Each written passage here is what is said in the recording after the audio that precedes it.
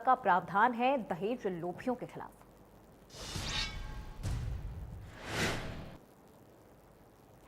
दहेज की कुप्रथा और सजा भी कड़ी है। दहेज लेना और देना दोनों अपराध है। इसे अपराध की श्रेणी में माना जाता है। दहेज लेने या देने पर 5 साल तक की कैद का भी प्रावधान है। दहेज के मूल्य के बराबर राशि का जुर्माना भी हो सकता है। साथ ही दहेज मांगने पर 6 महीने से 2 साल तक की कैद भी हो सकती है। दहेज के लिए परेशान करना भी कानूनन अपराध है।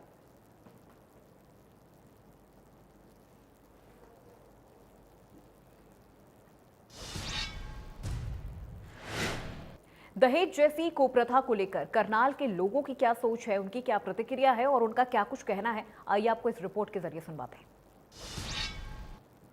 के समय भी अक्सर देखा जाता है दहेज एक कुप्रथा जिसको कहा जाता है, लेकिन दहेज के लोभिये बैठे हैं और ऐसे में बहुत से मामले सामने जुड़ आते हैं जहां पर महिलाओं की, लड़कियों की जान तक चली जाती है, जान ले ली जाती है। इसी बात को लेकर करना कहीं ना कहीं अगर हम बात की जाए करनाल के आम जनता हमारे साथ मौजूद है, तमाम लोग मौजूद हैं, उनसे भी एक बार करके बातचीत करना चाहेंगे। सर, आज के समय में भी देखा जाता है दहेज के लोभिये बैठे हैं, बहुत से ऐसे में महिलाओं को जान गंवानी पड़ती है या उनकी जान तक ले ली जाती है। इस पर क्या कुछ बताना चाहेंगे? सर, ऐसा है कि आज भी जैसे आपने बताया कि दहेज लोभी जो है हमारे समाज में बैठे हैं, लेकिन देखा जा रहा है कि धीरे-धीरे हरियाणा के अंदर थोड़ा बहुत इसके ऊपर फ़र्क भी पड़ रहा है। लेकिन कई ऐसे लोग बैठे हैं समाज के अंदर कि शादी के बाद बड़े उससे पहले बहुत स प्यार प्रलोभन दिखाया जाता है, लेकिन जब शादी होती है, घर जाती है बेटी, तो उसके बाद दहेज प्रताड़ना जो है वो शुरू हो जाती है। माँग शुरू हो जाती है, मैसेज भेजे जाते हैं कि भई इतने पैसे चाहिए, बच्चे को सेट करना है, लेकिन वो चीज़ें कहीं न कहीं गलत साबित होती है और कहीं न कहीं बेटी जो शादी करके उस घर में जाती है, उसको कहीं न कहीं वो मेंटली तौर पर, मानसिक तौर पर इतना ज़्यादा परेशान कर देते हैं कि बेटियाँ जो हैं, वो सुसाइड तक की नौबत उठा लेती हैं। और लोगों से बस हमेशा देखा जाता है कि प्रशासन भी, सरकार भी कहीं न कहीं अपील करती रहती है समय-समय पर, लेकिन उन तमाम माँ-बाप से एक अपील है कि आप लोग को ज़रूर इस चीज़ को देखना पड़ेगा। हमें खुद देखना पड़ेगा कि हम जहाँ अपनी बेटी को भेज रहे हैं, जहाँ उसकी शादी कर रहे हैं, उसका परिवार कैसा है? काउंसलिंग करनी पड़ेगी, तमाम चीज़ों को देखना पड़ेगा, लेकिन उसके बाद ही ये तमाम चीज़ें जो हैं वो सेट हो सकती है। लेकिन जो हरियाणा के अंदर लगातार देखा जा रहा है, आए दिन इस प्रकार की खबरें। और इस खास विषय पर हमारे साथ बातचीत करने के लिए हमारी आज की खास मेहमान हितैषी तुलसियान हमारे साथ जुड़ चुकी हैं, जो कि अधिवक्ता है हाईकोर्ट की। हितैषी जी, बहुत स्वागत है आपका इंडिया न्यूज हरियाणा पर। सबसे पहला सवाल मेरा आपसे यही है कि हरियाणा में जिस तरह से दहेज कुप्रथा, हालांकि दहेज कुप्रथा तो इस वक्त पूरे देश में है और हर जगह समाज का एक तबका हमें नजर आता है दहेज कुप्रथा को लेकर, लेकिन अगर हम बात सिर्फ हरियाणा की करें तो आपको क्या लगता है औसतन एक दिन में कितने मामले इस तरह के आते होंगे? देखिए, दहेज एक ऐसी चीज़ है, एक ऐसी सोशल ईविल है जो हमारे देश में बहुत ज़्यादा मौजूद है, आज के दिन में भी मौजूद है। जी। ना केवल गाँव में, इवन शहरों में भी ये चीज़ मौजूद है और इस शहरों में तो इसको एक नया नाम दे दिया गया है जिसे गिफ्ट्स कहा जाता है हम्म। और उसे डाउरी उस फिर भी उस तरह से दहेज दिया जाता है। जो आप रिकॉर्ड डेटा की बात कर रहे हैं, तो अगर हम नेशनल क्राइम रिकॉर्ड्स ब्यूरो, जो हमारा इंडिया का जितने भी क्राइम्स होते हैं, उसके बारे में जो डेटा निकलती है, तो वो सबसे लेटेस्ट वर्ज़न ही हमारा 2022 का आया है। जी। क्राइम्स इन इंडिया 2022 के उसमें जो क्राइम अगेंस्ट वुमेन, उसमें जो दहेज का जो डेटा है, उसमें ये बताया गया है, आपको मैं बताना चाहती हूँ हम्म। कि 6,516 डाउरी डेथ्स हुई है उस डेटा के अकॉर्डिंग और आज के दिन पे भी 56,000 से भी ज़्यादा केसेस पेंडिंग है। मैं आपको नेशनल क्राइम रिकॉर्ड्स ब्यूरो जो रिपोर्टेड केसेस हैं, उनके बारे में बता जी। इतने सारे अनरिपोर्टेड केसेस जाते हैं इन चीज़ों को लेके, जिसमें एक महिला एक प्रताड़ित की जाती है और उसको कोई उसके अगेंस्ट कोई भी वो मिलता नहीं है, कोई भी सॉल्यूशन नहीं मिल पाता है इस हम्म। चीज़ के लिए। बिल्कुल। हितेश्वरी जी, अगर मैं आपके एक्सपीरियंस के हिसाब से बात करूं और आपकी जानकारी के हिसाब से बात करूं, तो आपको क्या लगता है कि दहेज को लेकर जो मुकदमे होते हैं उसमें सबसे बड़ा चैलेंज पीड़ित परिवार के लिए क्या होता है? देखिए, सबसे बड़ा चैलेंज ये होता है कि हमें एज़ अ एडवोकेट हमें एविडेंसेस दिखाने पड़ते हैं हम्म। कि जैसे कि अगर आप डाउरी डेथ के लिए देखें, तो हमारे लेजिस्लेचर ने 304 बी आईपीसी और आप अभी जो नया कानून आया है सेक्शन 80, बीएनएस के तहत डाउरी डेथ के बारे में बात करी है, जी। जिसमें ये कहा जाता है कि कोई भी महिला अगर शादी के 7 साल के अंदर अननेचुरल कॉजेज के थ्रू जिनकी मृत्यु हो जाती है हुँ, और हम ये प्रूव कर देते हैं कि हस्बैंड या उनके रिलेटिव्स ने उनके अगेंस्ट प्रताड़ना करी है, क्रूएल्टी करी है, हरासमेंट करी है, तो कोर्ट ये प्रिजम्पशन लेती है कि डाउरी डेथ हुई है। हुँ, तो इसमें सबसे बड़ी जो चैलेंज हमें आता है वो आता है ये प्रूव करने में कि क्रूएल्टी हुई है। क्योंकि अगर आप क्रूएल्टी के बारे में प्रूव करना चाहेंगे तो आप नेबर से बात करेंगे, हुँ। आप आस-पास लोगों से बात करेंगे, आप लेकिन वो अगर मना कर दे, वो ये क्योंकि एक सोशल स्टिग्मा है ना ये, जी, जी। तो इसके बारे में कोई जल्दी से बयान भी नहीं देना चाहता है और ये प्रूव करने में थोड़ी मुश्किल होती है। लेकिन एक बार अगर ये प्रूफ हो जाए कि हस्बैंड या उनके रिलेटिव्स ने एक महिला पे प्रताड़ना करी है, तो कोर्ट बंद है, उनको ये मानना पड़ेगा कि ये डाउरी डेथ है और उसकी पनिशमेंट फिर 7 साल की होती है, मिनिमम पनिशमेंट, जी। जो आपके कानून में दिया हुआ है। हितैषी जी, फास्ट ट्रैक कोर्ट का अगर हम जिक्र कर ले तो आपको क्या लगता है कि महिला अपराधों के मामलों में फास्ट ट्रैक कोर्ट कितना सही है, कितना कारगर है और कितनी जल्दी कार्रवाई होती है या फैसला कितनी जल्दी आता है? देखिए, फास्ट ट्रैक कोर्ट का जो जिस इंटेंट से वो बनी है, वो इसी इंटेंट से बनी है कि सारे जो हमारे प्रोसीजर हैं, वो जितनी जल्दी हो सके, वो जितनी जल्दी सारी चीज़ें हैं, वो कंप्लीट हो पाए। हुँ, लेकिन सिर्फ़ एक चीज़ नहीं होती जिसके कारण डिलेज़ होते हैं, बहुत सारी चीज़ें होती हैं, बहुत सारे फैक्टर्स होते हैं। बहुत बार जो अक्यूज़्ड होते हैं, वो ही नहीं आते हैं कोर्ट में, उनके एडवोकेट्स नहीं आते, कभी कोई और एडमिनिस्ट्रेटिव चैलेंजेस होती हैं।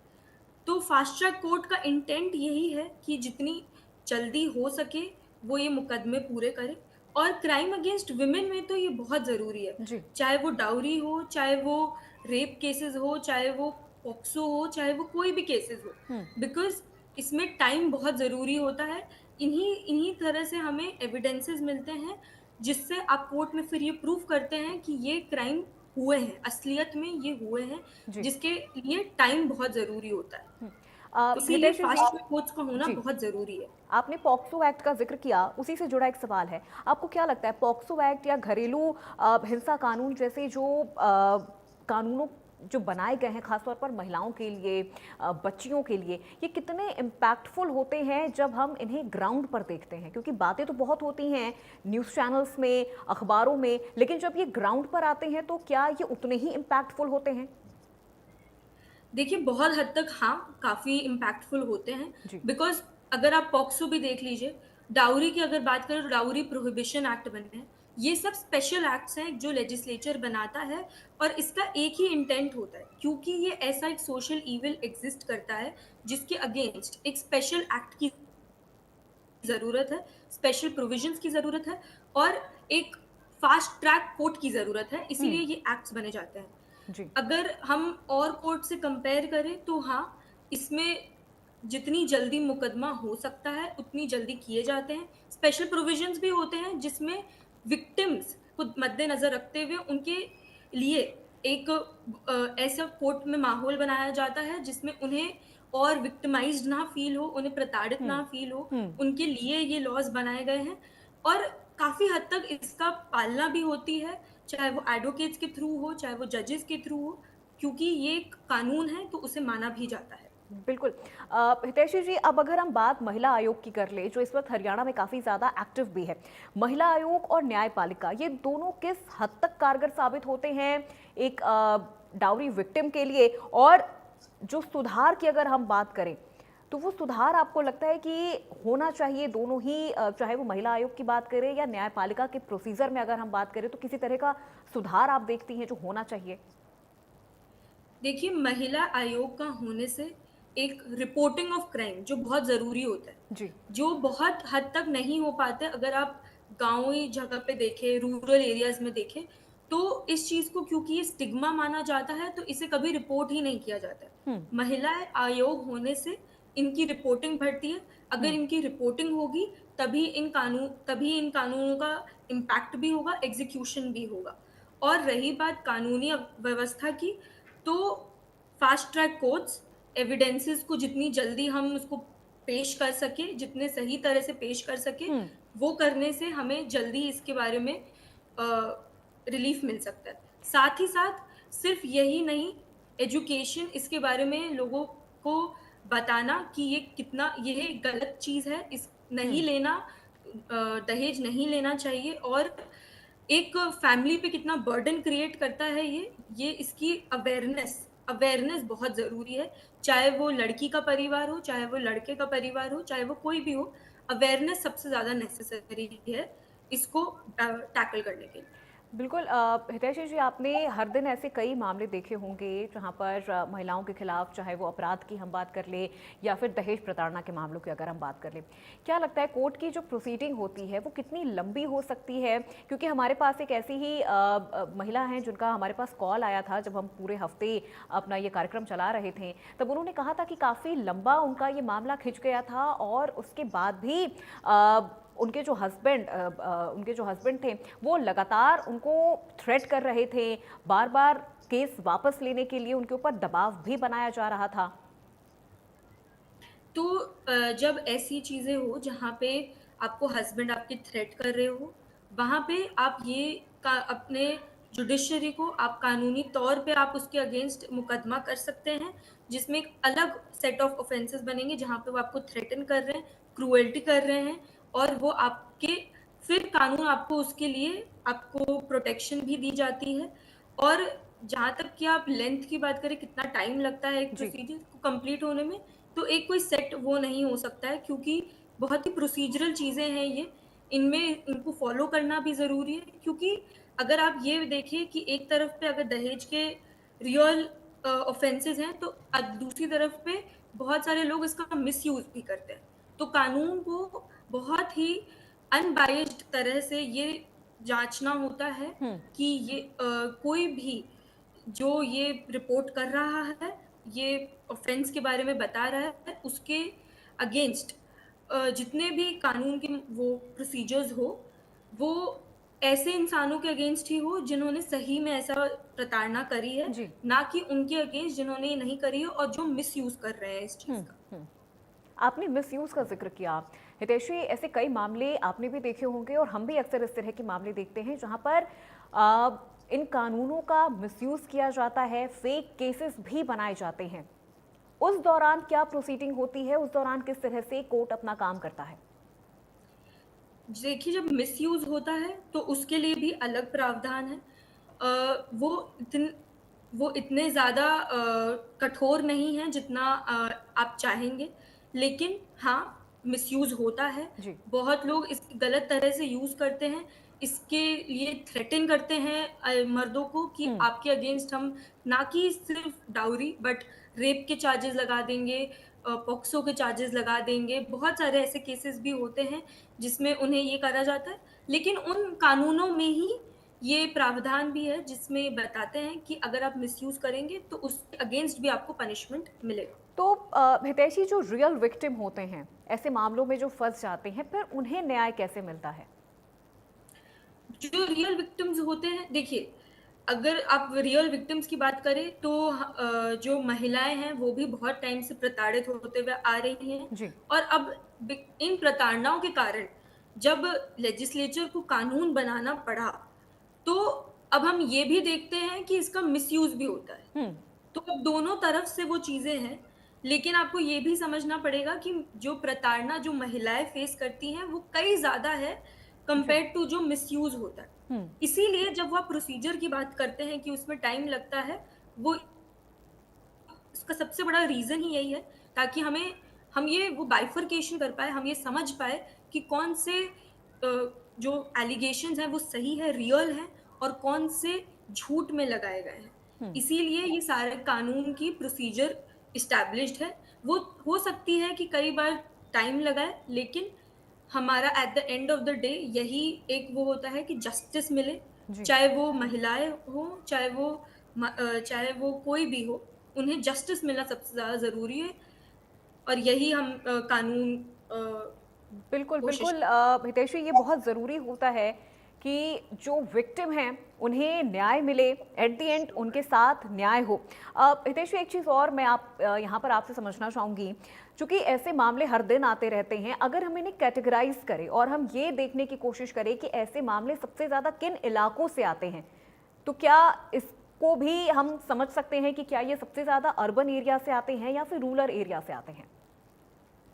देखिए, अगर हम सीधे तौर पे देखें, क्योंकि रूरल एरियाज़ में एजुकेशन की कमी है, एजुकेशन इतना नहीं है, अवेयरनेस नहीं है चीज़ों को लेके, तो वहाँ पे ज़्यादा प्रेवलेंट है डाउरी, दहेज देना। बिल्कुल और उसे हितेशी उसे जी, गलत भी नहीं मैं माना बीच में जाता आपको है, रोक रही हूँ, बीच बिकॉज़ में आपको दोनों रोक रही तरफ हूँ। से यही हमारे माना साथ गया है। हरियाणा महिला आयोग की अध्यक्ष रेणु भाटिया जी जुड़ चुकी हैं।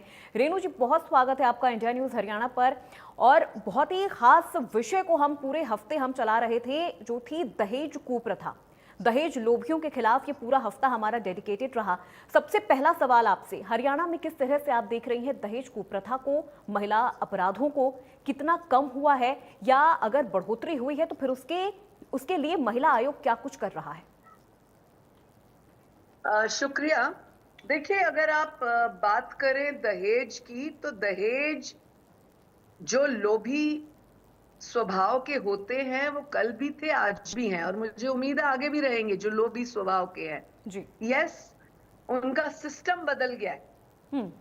पहले स्ट्रेट अवे पर्टिकुलर चीजों का नाम लिया जाता था कि ये चाहिए, ये चाहिए। और मुझे याद है, हम जब छोटे भी हुआ करते थे, युवा भी हुआ करते थे, तब तक भी बात चलती थी दहेज की बलि चढ़ी फला, दहेज की चाहे वो आत्महत्या थी, चाहे वो किसी भी प्रकार से लड़की की जीवन लीला का समाप्त करने का था। आजकल डिफरेंट तरीके से, अगर आप महिला आयोग के नाते पूछते हैं, तो हमारे पास domestic violence because of Deori अलग तरीकों की है। अभी एक बिटिया बात कर रही थी, हितांशी या क्या नाम था, हितैषी वो जी। एक बात कर रही थी जी, कि अब अर्बन और रूरल की बात हो रही थी, आप उससे प्रश्न कर रहे थे जी। लेकिन आयोग के नाते अगर आप मुझसे पूछेंगी कि किस तरह के केसेस आते हैं, कहाँ के ज्यादा आते हैं, तो अब अर्बन रूरल कोई फर्क नहीं रहा, क्वालिफिकेशन कोई फर्क नहीं रहा। अच्छे अच्छे क्वालिफाइड लोग अलग अलग तरीकों से बहू को प्रताड़ित करते हैं दहेज के लिए। हरियाणा का मेरे पास एक बहुत अलग तरीके का केस है, जो एक अधिकारी है, हरियाणा गवर्नमेंट का अधिकारी जी, और खुद भी एक बहुत बड़े दायित्व पे है, उसकी पत्नी भी बहुत एक बड़े दायित्व पे है, दोनों HCS लेवल के समझ लीजिए रैंक है। क्वालिफिकेशन HCS अगर मैं कह रही हूं तो क्वालिफाइड हुए ना जी, बिल्कुल। लेकिन उनका दहेज का, डोमेस्टिक वायलेंस का इस तरह का मामला है। तो यहां आप क्या कहेंगे, ना अर्बन हुआ ना रूरल हुआ, अनएम्प्लॉयमेंट या अनएजुकेटेड भी ना हुआ। तो आजकल डेफिनेशन बदल गई है, स्टाइल बदल गया है, लेकिन है अच्छे अच्छे यूनिवर्सिटीज की प्रोफेसर प्रताड़ित हैं जी। अच्छी अच्छी यूनिवर्सिटीज की, अच्छे अच्छे रैंक पर काम करने वाले आदमी अपनी पत्नी को प्रताड़ित करते हैं किसी ना किसी तरीके से। महिलाएं कहती है, अरे हमारा बेटा तो अफसर लगा हुआ है, हमें पता होता ये अफसर बनने वाला है, हम तो करते ही ना, हमारे पास तो बहुत रिश्ते आ रहे थे। तो ये पढ़ाई कोई क्राइटेरिया नहीं रहा, अर्बन रूरल कोई क्राइटेरिया नहीं रहा। माइंडसेट, मैं इसे माइंडसेट कहूंगी, unless and until you are a human being by your mind, you will never do anything in this matter. आप कोई भी तरीके से आप धार्मिक बोले, धर्म के नाते एम्पावरमेंट बोले, जाति के नाते एम्पावरमेंट बोले, क्वालिफिकेशन के नाते एम्पावरमेंट बोले, जब आपका माइंडसेट गलत है, आप मन के लोभी हैं, दिमाग से लोभी हैं, तो आपके ऊपर कोई भी ये फॉलो नहीं होता। बिल्कुल। रेणु भाटिया जी, चूंकि हमने बहुत देखा है कि आप इन मामलों में काफी ज्यादा एक्टिव रहती हैं और त्वरित कार्रवाई में आप विश्वास रखती हैं।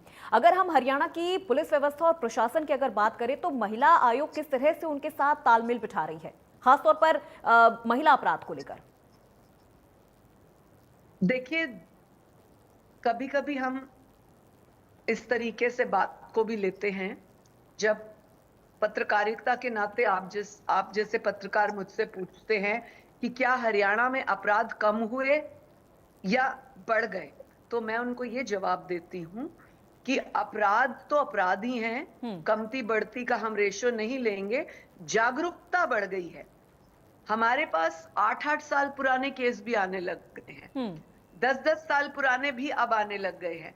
मे बी वो लोग कहीं ना कहीं किसी ना किसी तरीके से न्यूज पढ़ के या कहीं से सुनकर, आजकल यूट्यूब, फेसबुक, इंस्टा, ये सारी लिंक्डइन, ये सारी चीजें हैं, मे बी वहां से देखकर वो जागरूक हो गई हैं लड़कियां। जी। जो लड़की चुप भी बैठी थी ये सोचकर कि माँ बाप का नाम खराब होगा, या जो लड़की सामने नहीं आ पा रही थी, हिम्मत नहीं कर पा रही थी कि बदनामी होगी, आज वो भी सामने आ रही है।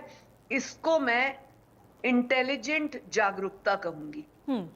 तो इस क्राइटेरिया में अगर लें तो क्राइम तो वही है, पर यस, जागरूक होने की वजह से उसका नंबर ऑफ क्वांटिटी गिना जाने लगा कि बहुत ज्यादा हो रहा है जी। आज की दौर में। अगर आप क्राइम देखें तो एम्पावर्ड वुमेन की तरह, एम्पावरमेंट की तरह एक जैसा होने लग गया है। पिछले कई दिनों का अगर आप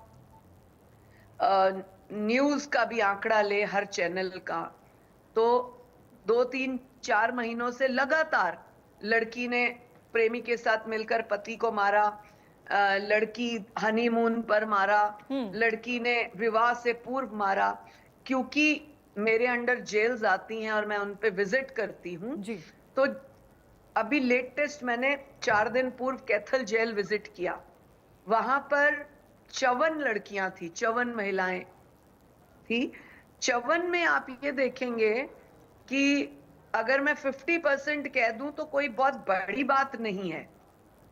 हर जेल में 50% महिलाएं इसी केस में बंद हैं कि पति की हत्या, प्रेमी के साथ मिलके हत्या, और शराब बहुत पीता था या दहेज मांगता था, व्हाटएवर, पत्नी ने हत्या की।